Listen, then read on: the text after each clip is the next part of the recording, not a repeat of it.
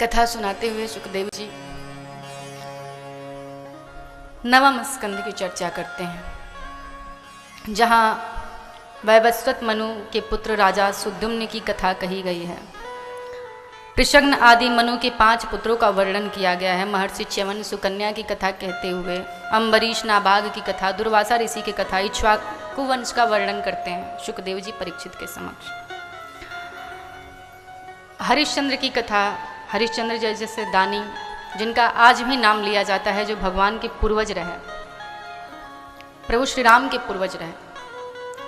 तत्पश्चात महाराज सगर की कथा सुनाते हैं। सगर की 2 पत्नियां हुई, एक पुत्र हुए, उनका नाम था असमंजस, जो एक रानी से थे, और एक रानी से उनको 60,000 पुत्र हुए। असमंजस जो कि बड़े दुराचारी थे, तो असमंजस को सगर ने राज्य से निकाल दिया। असमंजस के पुत्र अंशुमान, जो उनके पौत्र थे महाराज सगर के, उनको बड़ा प्रेम करते थे। अंशुमान से ही सारा राज्य का कार्यभार करवाते रहते थे। महाराज सगर ने एक बार यज्ञ किया। यज्ञ करने के बाद से उन्होंने घोड़ा को छोड़ दिया पूरे विश्व में विचरण करने के लिए। जब घोड़ा चला गया तो फिर उनको वापस नहीं मिला। घोड़े को ढूंढने के लिए महाराज सगर ने अपने 60,000 पुत्रों को लगा दिया। 60,000 पुत्र जब उस घोड़े को ढूंढने निकले तो धरती पर जब कहीं नहीं मिला, तो धरती की खुदाई करके वो लोग पाताल लोक तक पहुंच गए। इंद्र ने छल करके वो घोड़ा कपिल मुनि के आश्रम में छुपा दिया था। सगर के पुत्रों ने जब देखा कि ये घोड़ा कपिल मुनि के आश्रम में है, तो ऐसा सोच करके कि कपिल मुनि ने इस घोड़े को पकड़ रखा है, वो कपिल मुनि पर प्रहार करने के लिए गए। तो कपिल मुनि ने जैसे ही दृष्टि खोली, जैसे ही उनकी दृष्टि पड़ी 60,000 पुत्रों पर, वो वहीं के वहीं भस्म हो गए।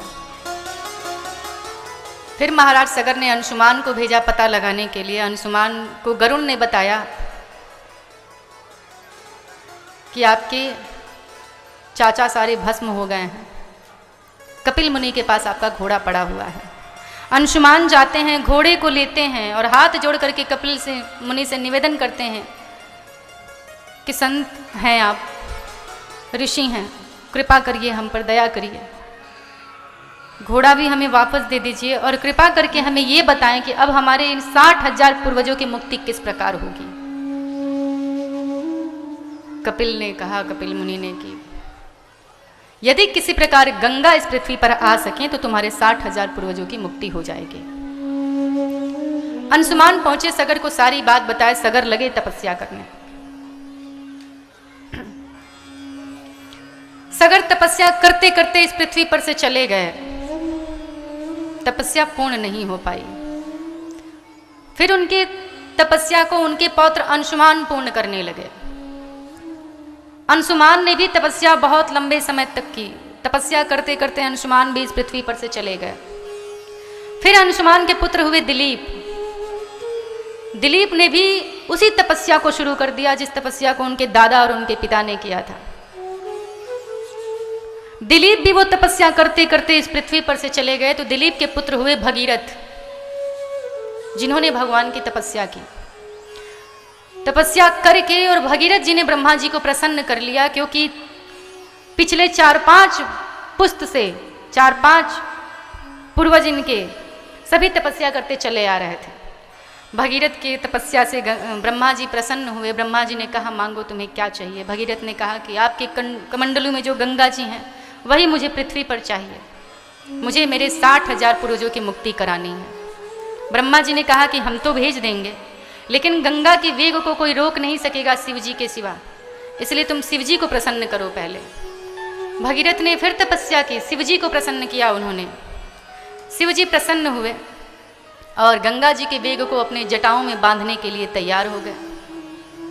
फिर ब्रह्मा जी अपने कमंडलू में से गंगा जी को वहां से प्रवाहित किए। इतना वेग था कि शिव जी ने अपने जटाओं में बांधा और जटाओं में से फिर जो गंगा जी निकली, तो भगीरथ धरती पर गंगा जी को लेकर के आए और अपने 60,000 पूर्वजों की मुक्ति उस गंगा जी के द्वारा उन्होंने किया। बोलिए गंगा मैया की जय।